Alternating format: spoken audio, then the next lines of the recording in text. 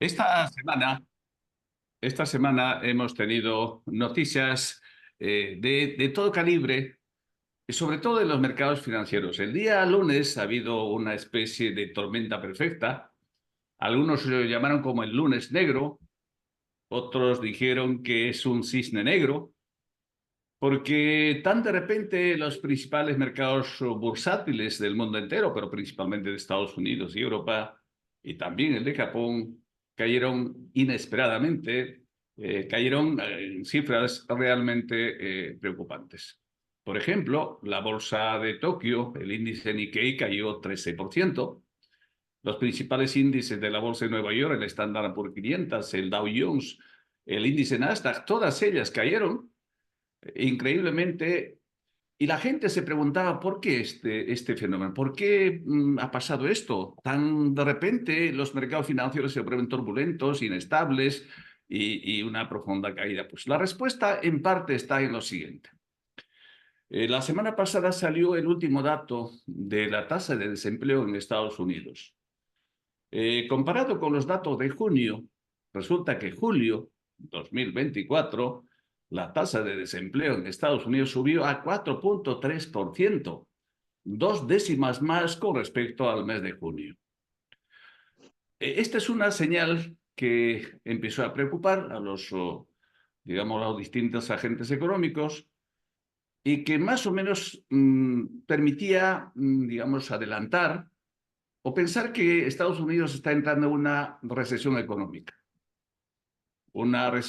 lenta, pero se viene venir, o se veía venir.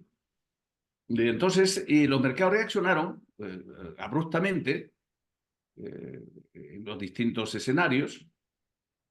Podía estar ahí una explicación de que hay señales, hay un sentimiento de los inversionistas, principalmente de que Estados Unidos puede estar a las puertas de una recesión económica, una especie de enfriamiento lento, suave, un aterrizaje suave, como se dice en el mundo académico y en el mundo económico.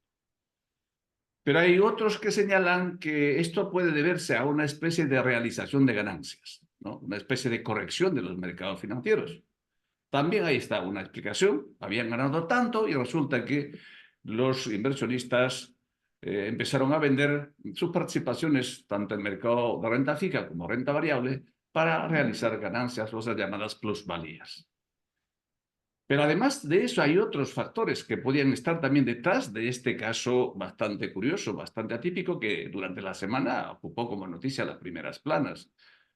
El contraataque de Irán a Israel después de ese asesinato que se dio a un líder de Hamas, ¿no? Hay un conflicto latente que en cualquier momento podía estallar. Pero además de eso también hay otros factores, como por ejemplo, de que todavía no está, digamos, en la agenda del presidente de la FED, del presidente Jerome Powell, de bajar la tasa de referencia en los Estados Unidos. La tasa de interés que fija el Banco Central de los Estados Unidos está en 5,5% y para los inversionistas, para los empresarios, es una tasa muy alta que no ayuda a la recuperación o a la consolidación de la economía de los Estados Unidos. Es decir, se ha barajado una serie de hipótesis que podían estar detrás de esta repentina caída de los mercados financieros en el mundo entero. El país que ha sufrido más, diría, el más duro golpe fue Japón, la bolsa de Tokio, a cambio de esa, digamos, caída de la bolsa. Sin embargo, curiosamente, la divisa japonesa, el yen japonés, se apreció considerablemente con respecto al dólar. Bueno, hay varias razones detrás de esta apreciación del yen japonés con respecto al dólar americano. Eso es un tema. El otro tema que ya es un poquito en el ámbito nacional. Después de varios meses de resistirse el Banco Central de Perú, el Banco Central o Banco de Reserva del Perú, don Julio Velarde finalmente termina ajustando la tasa de referencia de 5,75 a 5%, o 5,5% actualmente. Ayer fue publicado ese último informe del Banco Central en el que hace un ajuste de 25 puntos básicos a la baja. ¿Pero por qué hace este ajuste después de varios meses? Pues porque finalmente ha habido una especie de discusión un poco solapada entre el ministro de Economía y el propio presidente del Banco Central de Reserva. ¿Por qué ha bajado la tasa referencial en nuestro país de 5,75 a 5,50? Pues simplemente la inflación está prácticamente en el suelo, está en casi 3%, apenas 2,5, 3% la tasa de inflación subyacente. En cambio, la inflación anualizada está apenas en 2,10%, prácticamente está en el rango meta de 3% que fija el propio Banco Central de Reserva. Así que ahora, teóricamente, el precio del dinero es un poquito más barato. Pareciera ser que es una medida que puede de alguna forma incentivar el ahorro, mejor dicho, la inversión, el consumo. Podría de alguna forma estimular nuestra economía que está francamente muy ralentizada. Igualmente en México, el Banco de México también tuvo una reacción similar ante el enfriamiento de su economía. También el Banco de México bajó de 11% que estuvo hasta el mes de junio a 10,75. 25 puntos básicos fue ajustado a la baja, en este caso la tasa referencial. Vamos a ver qué pasa con la economía de México, que dentro de poco va a haber nuevos gobernantes, y en nuestro país, a ver si logramos algo, recalentar esa economía que está enfriada en nuestro caso. Vamos a seguir de cerca las cifras que habitualmente publica el Banco Central de Reserva del Perú. Hoy día tenemos, como todos los viernes, un invitado especial. Vamos a hablar un poco de economía local, economía internacional, con el ingeniero Fernando Salas. Fernando Salas Tapia es ingeniero economista, egresado de la Universidad Nacional del Altiplano. Es dirigente político de un partido, presidente fundador, me parece, de un partido que se llama Perú Te Quiero. Perú te quiero mucho, Perú te quiero. Así que vamos a hablar varias cosas al respecto.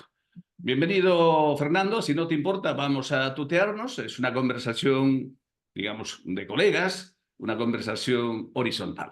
Así que con una absoluta confianza, siéntete, por favor, aquí en Economía y Desarrollo. Bienvenido, Fernando.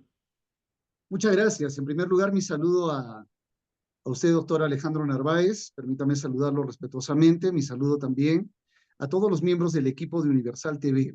Mi saludo para todos los peruanos que nos ven en el Perú y a los peruanos que nos ven ahora en el mundo. Un abrazo fraterno desde la ciudad de Juliaca, que es la capital de la integración andina en el Perú. Buenas noches, Alejandro. Qué bueno, qué bueno. Bueno, vamos a empezar con una pregunta digamos, muy típico. Ingeniero economista. ¿Te consideras, Fernando, más ingeniero o más economista? Es una pregunta muy, muy bonita. Me gusta siempre hacer ese análisis. Yo me considero ingeniero porque soy ingenioso para varias cosas. No solamente me quedé en la parte económica, sino también lo hemos llevado a la parte de la ingeniería. Y la ingeniería para proponer grandes transformaciones en grandes problemas que tenemos en el Perú y, por supuesto, desde la ingeniería, visualizar cuáles van a ser esas soluciones en el ámbito político, técnico, legal, ambiental, cultural y científico. Por eso considero que soy más ingeniero economista que economista. Bueno, sí, ahí hay digamos, casi un dilema, ¿no? De una Pero ¿sabes especie. por qué, Alejandro, más ingeniero que economista? Porque soy matemático. En ingeniería económica nosotros hacemos microeconomía 1, 2, 3, macro 1, 2, 3, hacemos econometría 1, 2, 3, ¿no? Entonces, la matemática está muy, muy pegada a la ingeniería y la ingeniería a la matemática, ¿no? Entonces, por eso considero que soy más ingeniero economista que economista. Sí, pues bueno, eso es lo que se dice. Pero también economía se estudia macroeconomía, obviamente, y también econometría. Así que tanto en economía como en esta carrera bastante atípica en el mundo de ingeniero economista, Seguramente habrá cursos de econometría, macroeconomía, micro y todas las que habitualmente llevamos en la carrera de economía. Bien, pues entonces hablemos de economía. Hablemos de economía. Un pequeño balance tuyo acerca de la economía peruana al primer semestre de este año. Sí, lo que podemos ver, por ejemplo, con mucha extrañeza, he estado atento al mensaje de la señora Dina Boluarte, que ha manifestado de que este año 2024 estaríamos cerrando el Producto Bruto Interno en 3,5%. Y nosotros tenemos que decir que esa es una proyección completamente falsa, porque acá tenemos la evolución del PBI. El año 2023 lo hemos cerrado en negativo, y este año 2024, de acuerdo a lo que estamos viendo en este momento, y tú perfectamente has hablado de la inflación que estamos en 2,5, eso nos hace ver que la economía sigue en recesión. Y sigue la economía en recesión porque estamos viviendo en un país donde no hay seguridad para las inversiones. Estamos viviendo en incertidumbre. Tú te acordarás mucho sobre el Premio Nobel de Economía Joseph Stiglitz, quien nos decía que en los mercados la información falsa, la información asimétrica nos conduce a la incertidumbre. Y este gobierno de la señora Dina Boluarte el año pasado con el señor Otárola han escondido la información, han dado información asimétrica, información falsa. Y cuando la olla a presión estalló, tuvo que salir el ministro de Economía y decir, estamos en recesión económica. ¿Qué es la recesión económica? La pérdida generalizada de la producción. ¿Qué es la producción? Como ya sabemos, el consumo, la inversión, el gasto de gobierno, las exportaciones, las importaciones, todo eso se cayó. ¿Culpa de nosotros, el pueblo peruano? No. Culpa de los gobiernos y en este caso de la dictadura de la señora Dina Boluarte. Entonces, como ingeniero economista, yo tengo que señalar que este año 2024, de acuerdo a las proyecciones que ya estamos viendo y al gasto público que a nivel nacional no supere el 50% cuando ya estamos en el octavo mes de gestión, nuevamente la economía va a seguir estancada, posiblemente en -1% cerraremos el PBI este año, ¿no? Entonces, sigue la recesión económica, la inflación en términos reales lo pueden sentir las amas de casa todos los días. En términos nominales, el BCR nos ha dicho que estamos en 2,5, acercándonos al 3%, que sería lo óptimo para el Perú en este momento. Pero lo real en el campo es de que los productos suben todos los días. La gasolina, aquí la gasolina premium en el sur, cuesta 19 soles, 18 soles la premium. Y la regular, 17,80, más o menos ese es el rango, ¿no? Entonces, en Lima hemos podido ver que incluso hay grifos donde la gasolina cuesta 23 soles, la gasolina premium, 22 soles, ¿no? Entonces, todo eso nos hace ver que estamos, como dijo Joseph Stiglitz, en un país en incertidumbre. Y cuando estamos en incertidumbre, no hay inversión. Y si no hay inversión en el Perú, como lo estamos viendo en este momento, por supuesto que la economía está estática. Ya, La bueno. economía es cíclica, sube, baja, ¿no? Pero ahora está ahí, se mantiene en el piloto automático. ¿Y qué sería del Perú si no habría el aporte de la micro y pequeña empresa del Perú, de los emprendedores que se encargan de mover la rueda de la A ver, producción? pero Fernando, hablaremos de eso, pero vamos afinando conceptos, vamos afinando conceptos. Según tu opinión, estamos ahora mismo en recesión, pero parece que tenemos una lectura distinta. Recesión en sentido estricto, ¿qué es para ti? ¿Crecimiento positivo o negativo? La recesión económica, como lo he manifestado, es la pérdida generalizada de la producción, del consumo, de la inversión, del No, gasto de gobierno. hablemos en rigor. No, eso de, obviamente hay menos producción, hay una economía enfriada, ralentizada, una economía casi estrangulada, pero en sentido estricto que es recesión, porque creo que eso es lo que tenemos que empezar a despejar, porque si no, a lo mejor estamos hablando dos idiomas distintos. La recesión es cuando la economía está precisamente paralizada, está recesada, está baja respecto de lo que podía haber pasado con todos los recursos naturales que tenemos en el Perú y si estuviéramos viviendo en una verdadera democracia, en un país seguro, con seguridad ciudadana. En este momento estamos en recesión económica. Bueno, yo creo que no es así, Fernando, lo siento mucho. El año pasado hemos decrecido en -0,5%. Eso se llama técnicamente y económicamente recesión. Ahora, durante los primeros meses de este año, hay un crecimiento positivo de más o menos 2,5% anualizado y probablemente lleguemos a fin de año según los distintos pronósticos del Banco Mundial, del fondo o de la institución que quisiese, en torno al 3%. Eso es lo que dicen oficialmente. Por lo tanto, mirando las cifras oficiales, que es lo que tenemos disponible, porque yo no creo estadísticas, ni tú tampoco supongo, entonces este año vamos a tener un crecimiento mediocre, un crecimiento tibio, un crecimiento muy poquito que no genera empleo. Por lo tanto, técnicamente es una recesión. Así que lo que sí es claro es que ese crecimiento no genera empleo, destruye empleo, es un crecimiento, repito, muy mediocre, que no va a permitir generación de empleo, más emprendimiento, etcétera, etcétera. De hecho, creo que es importante por ahí empezar, ¿no? Tener claro esto. Ahora, cuando la economía está así horizontalmente, es una economía que está estancada. Obviamente, casi por naturaleza, la economía en el mundo entero es siempre inestable. O sea, los ciclos económicos están suben, bajan, suben, bajan, suben, bajan, ¿no? Entonces, siempre habrá incertidumbre. Entonces, eso es el ciclo, pues eso, sube y baja, eso es la economía, eso es una cosa normal, ¿no? Entonces, yo creo que por ahí es bueno tomar nota de las cifras oficiales, ¿eh? Yo no invento cifras, simplemente se estima que este año habría un crecimiento tibio, mediocre, muy poquito, pero que no va a generar empleo.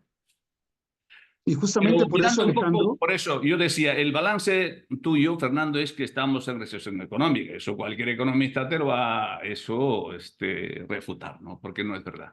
Estamos creciendo muy poquito, tibiamente según las cifras oficiales, ¿no? Eso, siempre mi opinión se basa en datos oficiales, en cifras que públicamente disponemos. Entonces, es el escenario que tenemos. Ahora, la pregunta que yo te haría es, en ese escenario en el que estamos, con un crecimiento muy tibio, muy mediocre, ¿qué nos depara a fin de año y qué podemos hacer para corregir, digamos, o para, digamos, mejorar ese crecimiento, digamos, muy lento o para incentivar un poco más ese crecimiento que se tiene hasta este momento? ¿Qué hacer?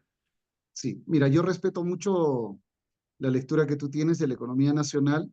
Sin embargo, hoy día, y ojalá que quede grabado este video, vamos a hacer lo mismo que hicimos el año pasado. En Fiestas Patrias, nosotros dijimos desde la región Puno y cuando estuvimos en la Marcha Nacional en Lima, el PBI se va a cerrar en negativo, porque a estas alturas el ministro de Economía, el señor Julio Velarde, también dijeron que el PBI en el año 2023 se iba a cerrar en 2.5%, considerando que el año 2022 se había cerrado en 2.7%.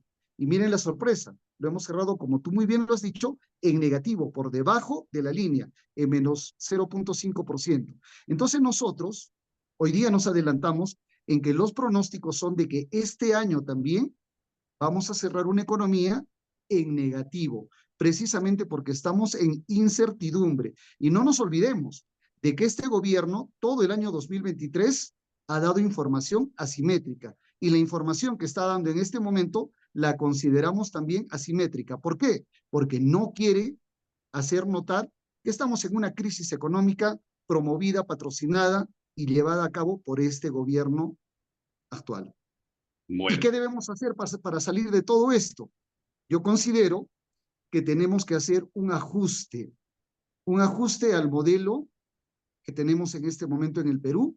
Si vemos la ecuación del PBI, ahí yo considero que deberíamos hacer un ajuste y para eso me gustaría mucho utilizar una pizarra. Acá tengo plumones como lo hacemos en la universidad. A ver, ojalá que me pueda apoyar no, la cámara. pero puede explicar, no hay problema, pero que sea preciso porque hay muchas preguntas que hay que hacer. Listo, acá tengo la pizarra, si la podemos ver. Entonces, Adelante, estamos adelante, sacando adelante. el PBI, sí se ve, ¿no? El PBI es igual al consumo más la inversión más el gasto de gobierno más las exportaciones menos las importaciones. Cuando nosotros estamos hablando de hacer un ajuste, y lo voy a poner así en grande, tendríamos que hacer un ajuste. ¿Para qué? Para que, por ejemplo, el gran problema que tenemos en el Perú, que es la corrupción, que no permite el movimiento del gasto público, que no permite el desarrollo de las inversiones extranjeras y nacionales en el Perú, con un ajuste al Código Penal, donde se pueda tipificar los delitos de corrupción como delitos de terrorismo y o delitos de traición a la patria, de manera que en un proceso sumario de 72 horas el corrupto, alcalde provincial, distrital, gobernador regional, congresista, gente del Ejecutivo, ministros, etcétera, en 72 horas estén en el penal de Chayapalca a 4.900 metros sobre el nivel del mar. Y entonces lo pensarían, ¿me meto en corrupción o me pongo a trabajar? Entonces, ese ajuste al Código Penal va a promover que el gasto público se pueda destrabar más de 1.000 proyectos que tenemos en este momento paralizados en el Perú. ¿Y por qué el MEF nos pone tanta traba burocrática? Precisamente porque saben que quienes gobiernan en el Perú o son corruptos o gente de mal vivir, y por eso les ponen todas las trabas burocráticas. Si ponemos un ajuste al Código Penal, inmediatamente estamos destrabando el gasto público. Y eso tiene una repercusión inmediata en la inversión, tiene una repercusión en el consumo, por supuesto en las exportaciones, obvio en las importaciones. ¿Qué generaría todo esto? El gasto público, y acá le estoy poniendo una flechita con rojo, sube, aumenta, se incrementa, aumentan las inversiones nacionales y extranjeras, aumenta el consumo interno del Perú, aumentamos con las inversiones las exportaciones del Perú y podemos incluso hablar de balancear las importaciones. Todo eso, ¿qué nos generaría? Un crecimiento acelerado del Producto Bruto Interno, que hoy día estamos alrededor del 1% y considero, si esta es la línea del tiempo, y si estamos subiendo, bajando, hemos subido en el 2008 a 7, 8, 9%, nos hemos empezado a caer, nos hemos recuperado y ahora estamos aquí. Año 2023, hemos estado aquí, 2.7%. Año 2024, nos hemos caído a menos 5%.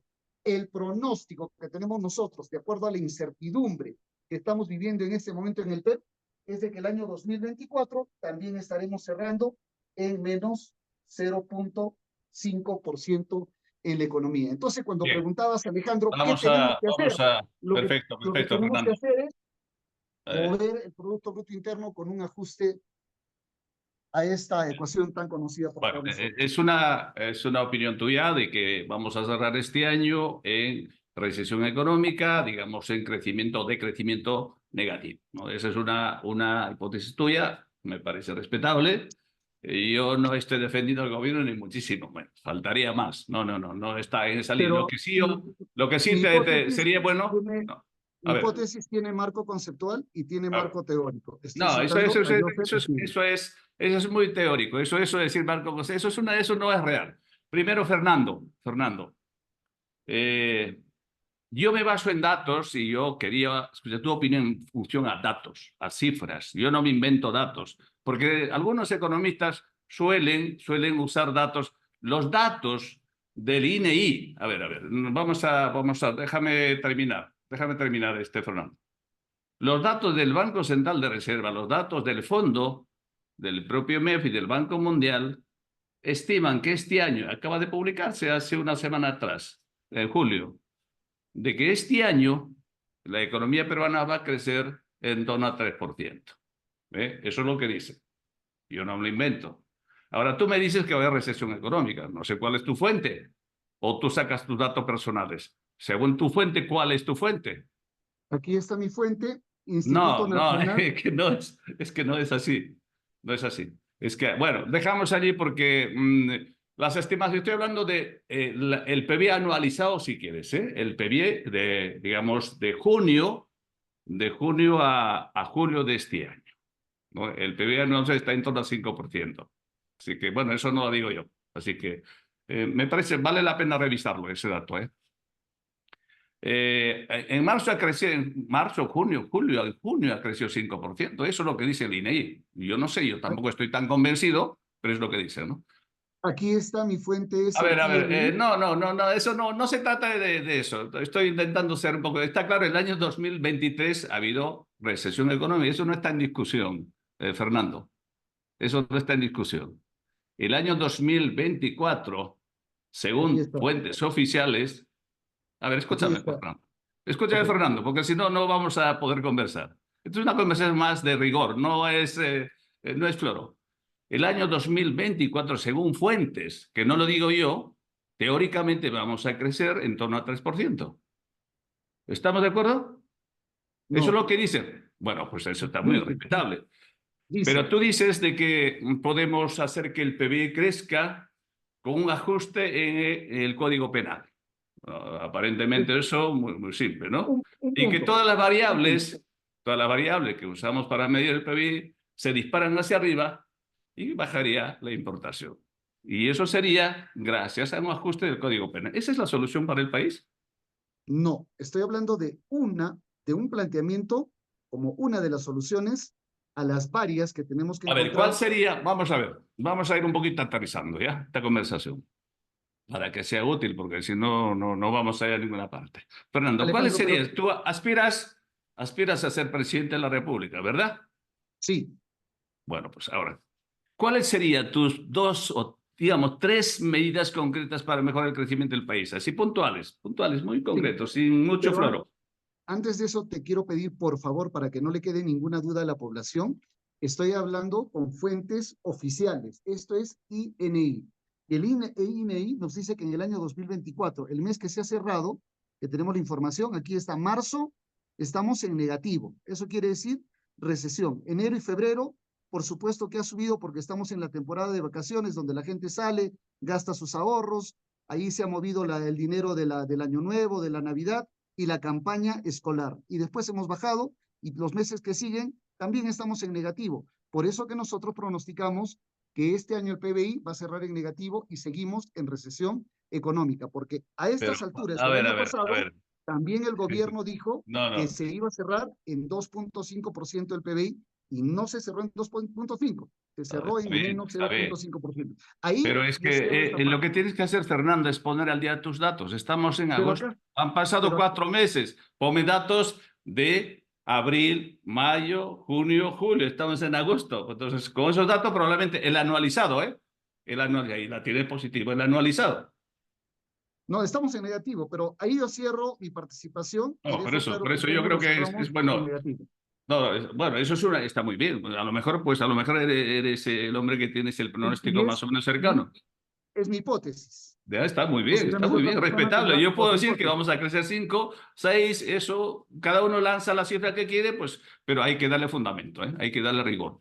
Te decía, ¿cuáles serían tus, digamos, vamos a especular, tus tres medidas más importantes para, bueno, para